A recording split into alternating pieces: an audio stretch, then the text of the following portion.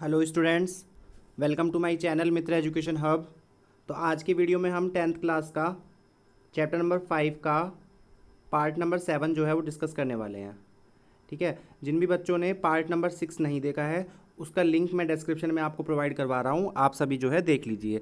और साथ ही साथ मैंने आपको व्हाट्सएप में भी वीडियो प्रोवाइड करवाया हुआ है ऑलरेडी, तो आप वहाँ पर जाकर भी उस वीडियो को जो है देख सकते हैं। तो चलिए स्टार्ट करते हैं आज के सेशन को। हमारे आज के सेशन में हम क्या डिस्कस करने वाले हैं? आज के सेशन में हम डिस्कस करेंगे सोप एंड डिटर्जेंट के बारे में। ठीक है, this is most important topic for exam point of view. ठीक है, एग्जाम पॉइंट ऑफ व्यू से बहुत ही इंपॉर्टेंट टॉपिक है और इसके अंदर हम जो है आज मिसेल फॉर्मेशन के बारे में जो है स्टडी करेंगे। तो चलिए स्टार्ट करते हैं हमारे आज के वीडियो को। देखिए बेसिकली सोप और डिटर्जेंट होते क्या है, नॉर्मल लैंग्वेज में यदि बात करें तो आप सभी जो है सोप और डिटर्जेंट को जो है यूज़ लेते हैं। ठीक है, तो देखिए सोप बेसिकली क्या होते हैं, सोप का काम क्या होता है, क्लीनिंग करने के लिए। ठीक है, क्लीनिंग एक्शन को परफॉर्म करने के लिए हम क्या करते हैं, सोप को यूज़ लेते हैं। तो बस आज हमको सारी की सारी केमिकल रिएक्शंस के बारे में पढ़ना है कि किस तरीके से जो है ये हार्ड वाटर में, सॉफ्ट वाटर में सॉल्युबल होते हैं या नहीं होते हैं। ठीक है, किस तरीके से क्लींजिंग एक्शन होता है मिसेल फॉर्मेशन के थ्रू। तो देखिए आपके सामने स्क्रीन पर दिखाया हुआ है सोप के बारे में क्या बोल रहा है ये, बेसिकली सुनिए।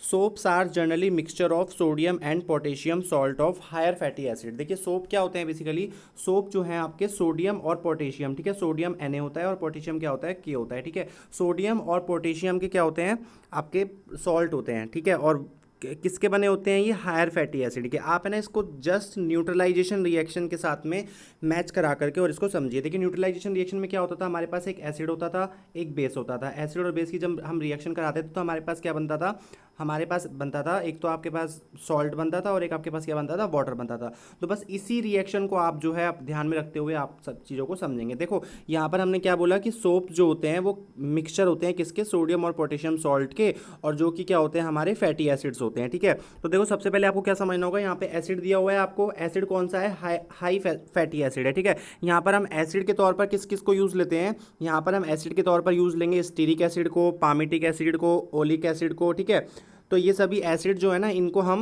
अपना सोप बनाने के लिए, सोप के फॉर्मेशन के लिए हम क्या करते हैं, यूज़ करते हैं। ठीक है, तो सबसे पहले आपको क्या करना होगा, सबसे पहले आप एसिड की रिएक्शन कराओगे किसके साथ में, बेस के साथ में। देखो NaOH क्या होता है, एक बेस होता है। कैसे पता लगा, क्योंकि यहाँ पर OH माइनस हमको मिल रहा है और ये हमारा एक हायर फैटी एसिड दिया ही हुआ है। ठीक है, तो देखिए फैटी एसिड आपके पास दिया हुआ है, इसकी स्ट्रक्चर में आपको बिल्कुल भी कोई बदलाव नहीं करना, कोई भी चेंजेस नहीं करने हैं। जहाँ पर जो बॉन्ड आपको लगाया हुआ है आपको उसी तरीके से उस बॉन्ड को क्या करना है, यहाँ पे लगाना है। ठीक है, तो हमने क्या किया, जब भी हम सोप का फॉर्मेशन करते हैं तो हम क्या करते हैं, इन फैटी एसिड्स को एक्वा सॉल्यूशन के साथ में क्या करते हैं, इसको मिक्सअप करते हैं। तो आपने क्या किया NaOH के साथ में इसकी रिएक्शन करा दी। तो क्या होगा, देखो हमने यहाँ पे 3 मॉलिक्यूल लिए हैं यहाँ पे NaOH के, तो यहाँ पर हमारा क्या होगा, COO Na। ठीक है, क्या बन जाएगा, COO Na बन जाएगा, RCOO Na बन जाएगा। समझ आया सभी को?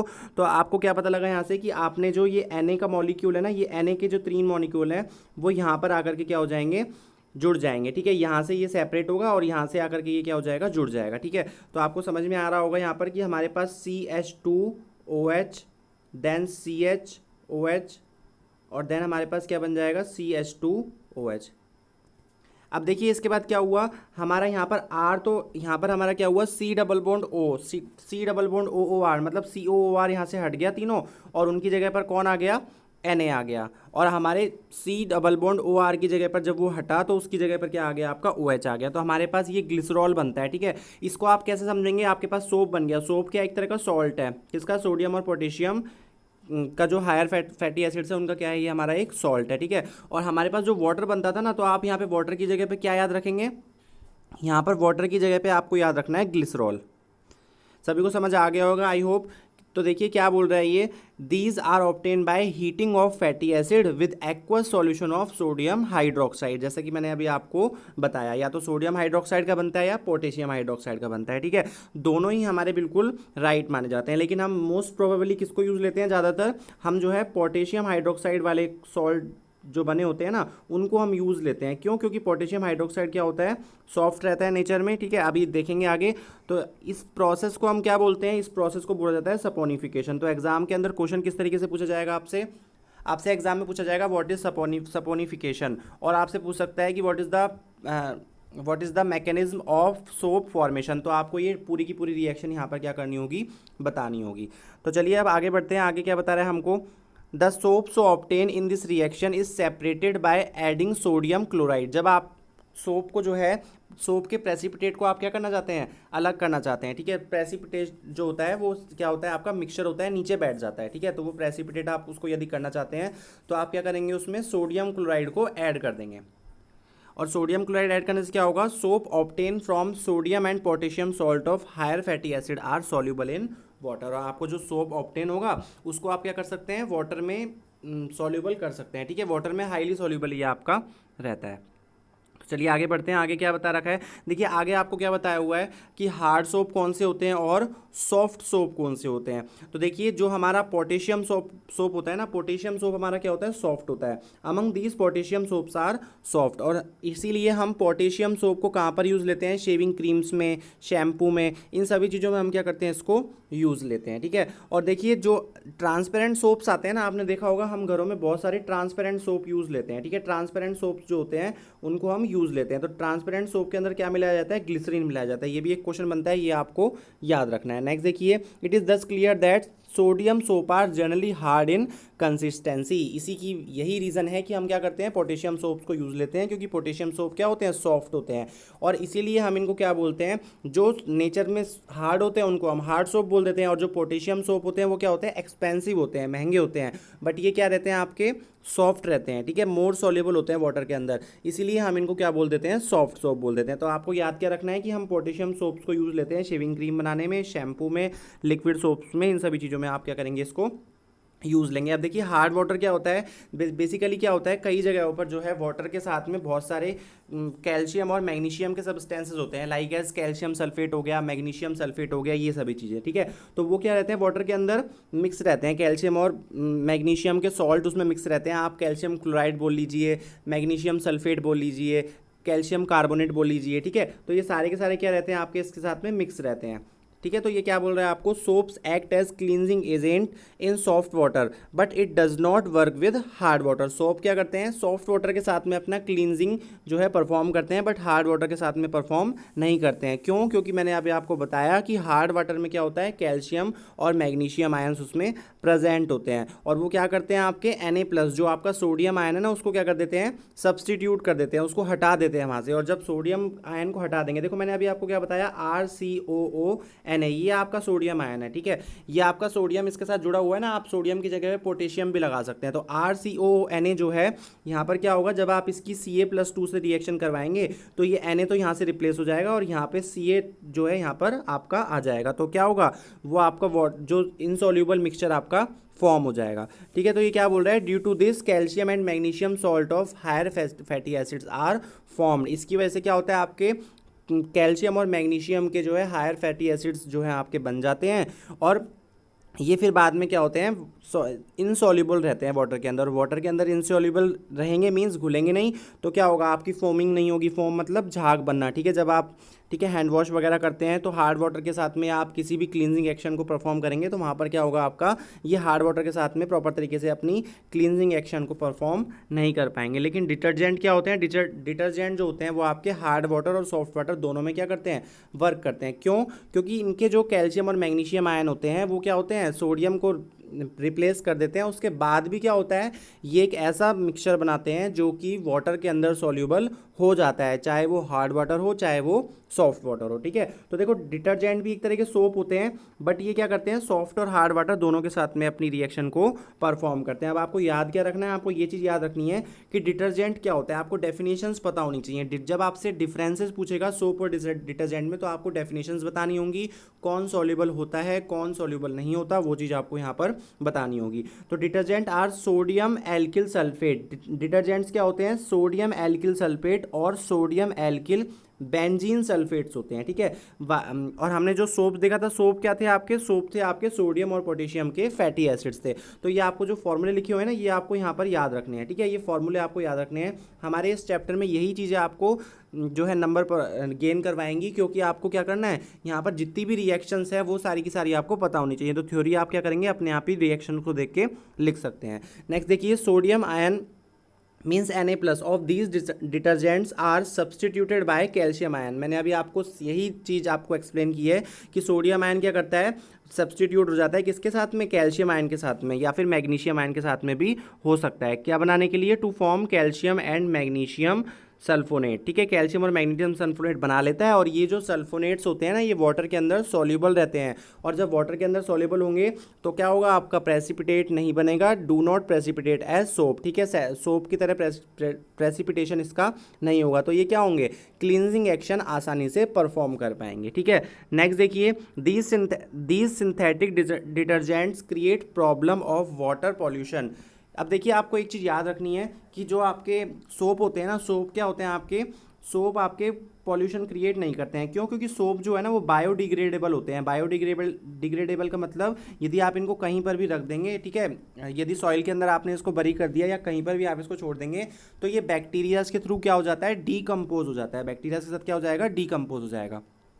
तो इसलिए बायोडिग्रेडेबल होते हैं और पॉल्यूशन क्रिएट नहीं करते। लेकिन जो हमारे डिटर्जेंट्स होते हैं ना, डिटर्जेंट्स, वो क्या करते हैं आपके, वो आपके पॉल्यूशन को क्रिएट करेंगे, क्योंकि ये नॉन बायोडिग्रेडेबल माने जाते हैं। तो आपको क्या करना होगा यहाँ पे, यदि आप इनको थोड़ा कुछ पार्ट जो है इसका जो है, आप इसको कुछ पार्ट को यदि डिग्रेड कराना चाहते हैं, ठीक है, बायोडिग्रेडेबल इसको बनाना चाहते हैं, तो आप क्या यूज़ लेंगे, benzene sulphonate detergent.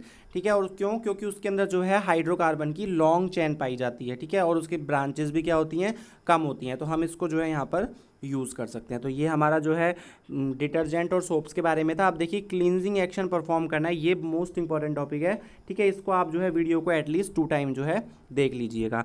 I hope कि सभी बच्चों को समझ में आ रहा होगा। तो चलिए स्टार्ट करते हैं हमारे नेक्स्ट टॉपिक को, मिसल फॉर्मेशन किस तरीके से होता है। देखिए, बेसिकली मैंने अभी आपको ये चीज़ क्लियर की कि जो आपके सोप्स होते हैं ना, वो क्या होते हैं आपके, सोडियम और पोटेशियम के क्या होते हैं, फैटी एसिड्स होते हैं। तो आपको क्या याद रखना है, लॉन्ग चेन के। ठीक है, लॉन्ग चेन, इसमें जो है कार्बन 12 कार्बन से लेकर और 18 कार्बन तक की चेन यहाँ पर जो है हमारी बनती है। तो आपको क्या याद रखना होगा, सबसे पहले आपको सबसे पहले सोप याद रखना होगा, ये हमारा सोप है। ठीक है, जब सोप क्या होगा, सबसे पहले सोप का आप क्या करेंगे, सोप को सबसे पहले आप आयनाइज कराएंगे वाटर के अंदर। जब वाटर के अंदर ये आयनाइज होता है ना, तो ये प्लस और माइनस 2 पार्ट्स में क्या हो जाएगा, डिवाइड हो जाएगा। ठीक है, तो आप क्या करेंगे, C17H35 COONA। जब इसको आप डिज़ोल्व करेंगे तो ये क्या बना लेगा, C17H35 COO minus plus Na+। ये आपकी 2 चीज़ें यहाँ पर फॉर्म हो जाएंगी। ठीक है, तो देखो क्या बोल रहा है ये, the cleansing action through soap and detergent takes place by formation of micelle. Micelle के फॉर्मेशन से क्या होता है, ये अपना प्रोसेस स्टार्ट होता है। ठीक है, तो आप जो है C17H35 की जगह पर R भी लिख सकते हैं। क्यों, क्योंकि ये एक तरह के हाइड्रोकार्बन को ही शो कर रहा है, लॉन्ग कार्बन्स की चेन को ही शो कर रहा है। अब आपको याद क्या रखना है यहाँ पर, देखिए जो भी अपना लॉन्ग चेन होती है ना, लॉन्ग चेन कौन सी वाली है, RCOO माइनस। ये लॉन्ग चेन क्या होती है आपकी, ये हाइड्रोफोबिक पार्ट होती है। देखा, हाइड्रोफोबिक का मतलब क्या होता है, हाइड्रो मीन्स वाटर और फोबिया मीन्स क्या होता है, डरना। मतलब ये जो है ये वाटर के पास में नहीं जाएगा। ये जो आपकी लॉन्ग चेन है ना, ये जो लॉन्ग चेन जो हाइड्रोकार्बन की है, ये वाटर के साथ, ये वाटर से क्या होती है, ये वाटर से डरती है। ठीक है, इसको वाटर का फोबिया है, तो ये वाटर के पास में नहीं जाएगी। लेकिन जो आपका अगला वाला पार्ट है ना, COO माइनस वाला, ठीक है, ये R वाला पार्ट तो आपका हाइड्रोफोबिक होता है, और जो COO माइनस वाला पार्ट होता है वो क्या होता है आपका, हाइड्रोफिलिक होता है। हाइड्रोफिलिक मतलब इसको वाटर से क्या है, लगाव है। ठीक है, वाटर के साथ में क्या है, ये कंबाइन हो जाएगा। समझ में आया, तो आपको ये चीज़ यहाँ पे याद रखनी है। अब देखिए, यहाँ पे आपको क्या करना होगा, जैसे ही आप क्या करेंगे, अपना कोई भी डिटर्जेंट है, ठीक है, डिटर्जेंट आपने वाटर के अंदर जब सॉल्यूबल वाटर के अंदर जब इसको डाला, ठीक है, तो क्या होगा, यहाँ पर आपका इस तरीके से ये फॉर्मेशन हो जाएगी मिसेल की। ठीक है, मिसेल की फॉर्मेशन इस तरीके से होती है। अभी मैंने आपको बताया कि ये वाला पार्ट जो है, जो मैंने आपको ये इस तरीके से बना के दिखाया ना रेड कलर में, तो ये वाला पार्ट क्या होता है, हाइड्रोफोबिया वाला। ठीक है, हाइड्रोफोबिक पार्ट होता है। तो ये वाटर से जो है, वाटर के बहुत कम टच में रहेगा। ठीक है, और यहाँ पर जो माइनस पार्ट है, ये क्या रहेगा, वाटर के साथ में टच में रहेगा। ये कैसा पार्ट है, हाइड्रोफिलिक पार्ट है। ठीक है, तो आपकी मिसेल की फॉर्मेशन इस तरीके से यहाँ पर दिखाई हुई है। अब देखिए क्या होता है, basically most of impurities, oil drop, grease etcetera are soluble in water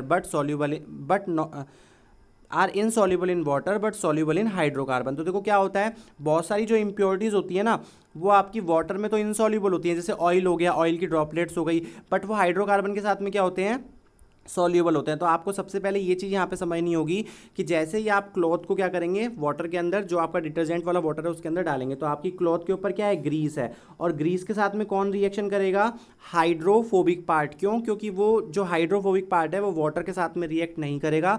वो वाटर के साथ में रिएक्ट नहीं करेगा तो किसके साथ करेगा, ग्रीस के साथ। मीन्स जो आपकी यहाँ पर लिपिड्स हैं, जो आपकी यहाँ पर अशुद्धियाँ हैं, ठीक है, गंदगी जो सारी है यहाँ पे, जो जिसको आपको अपने क्लोथ से क्या करना है, सेपरेट करना है। तो क्या होता है यहाँ पे, hydrophobic hydrocarbon part attract grease and hydrophilic polar part remains outside. और जो हाइड्रोफिलिक जो पार्ट होता है वो क्या रहता है, आउटसाइड। देखो ये आउटसाइड है। अब देखिए ये क्या है, इसके साथ में, ये इसके साथ में रिएक्ट कर रहा है ना, तो ये क्या करेगा, ग्रीस को बाहर खींचेगा, ठीक है, और ये वाटर के साथ में अपना रिएक्शन दिखाई रहा है। तो क्या होगा, इनके बीच में एक बहुत पुल फोर्स लगेगा, तो और क्या हो जाएगी, आपकी जितनी भी आपकी ग्रीस है, ऑयल ड्रॉप्स हैं, जो भी खराब गंदगी है आपके वाटर, आपके क्लोथ्स के ऊपर, वो क्या हो जाएगी, वहाँ से रिमूव हो जाएगी। तो हम क्या बोल सकते हैं, the polar part present outside attract water and whole grease और impurity is drawn in water. और सारी की सारी जो ग्रीस या इम्प्योरिटी है वो किसके अंदर चली जाएगी, वाटर के अंदर, और आपका जो क्लोथ है वो क्या हो जाएगा, बिल्कुल क्लीन हो जाएगा। तो ये आपकी मिसेल का यूज़ है, और साथ ही साथ हमने यहाँ पर मिसेल की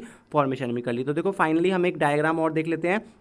अब देखिए ये जो आपकी मिसेल बनी ना, ये इस तरीके का फॉर्मेशन हो जाएगा, ठीक है। यहाँ पर आपकी जो है ग्रीस आ गई, ऑयल ग्रीस, जो भी आपका वाटर, जो भी आपके क्लोथ्स के ऊपर थी, और आपका जो है ये वाला पार्ट क्या रहेगा, इधर की साइड रहेगा। तो वाटर के अंदर ना बहुत सारे जो है इस तरीके के मिसेल बनते हैं, और ये मिसेल जो है कभी भी एक दूसरे के साथ में टच नहीं होते हैं, दूर दूर रहते हैं। क्यों? क्योंकि देखिए ये नेगेटिव पार्ट है, ये आपका नेगेटिव पार्ट है ना। अब यहाँ पर भी सेम एक दूसरी मिसेल होगी, यहाँ पर भी सेम एक क्या होगी, दूसरी मिसेल होगी, और यहाँ पर नेगेटिव, और जो ये सेम आपके साइन है वो क्या करेंगे, एक दूसरे को रिपेल करेंगे, अट्रैक्ट नहीं करेंगे, एक दूसरे को रिपेल करेंगे। तो ये क्या रहते हैं, आपके दूर दूर रहते हैं। तो आपको नीचे बस यही चीज़ बताई हुई है, all micelles are negatively charge. जितने भी मिसेल होते हैं वो क्या होते हैं, नेगेटिवली चार्ज होते हैं।